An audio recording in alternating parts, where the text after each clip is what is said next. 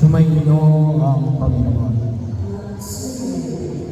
Ang mabuting balita ng Panginoon ayon kay San Lucas.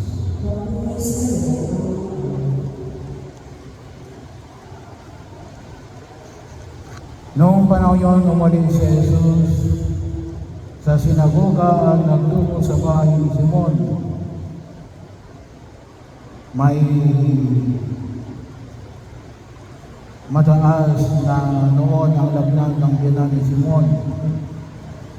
Kaya ipinamaning nila kay Jesus na pagalingin siya.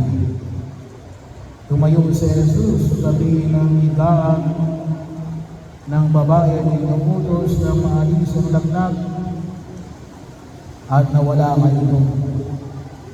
Noon din lumilid ang may sakit at naglingkod sa kanila.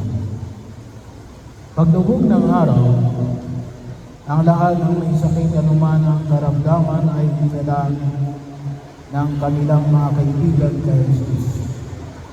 Ibinatol niya ang kanyang mga kamay sa bawat isa sa kanila at ginagaling sila. Nagsilabas ang marami ang mga demonyo sa sigaw, "Ikaw ang anak ng Diyos." Ngunit sinaway sila ni Jesus at hindi pinahintulong upang magsalita sapagkat nakikilala na siya ang Diyos. Nang mag-umaga na, umalis si Jesus at nagpunta sa isang ilang na bundok. Hinanap siya ng mga tao at nang madagpuan ay pinakiusapang huwag munang umalis.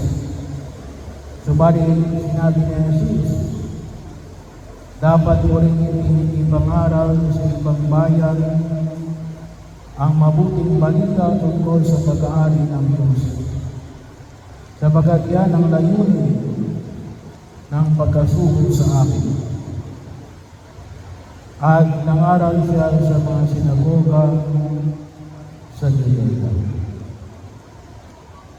Ang mabuting balita ng Panginoon.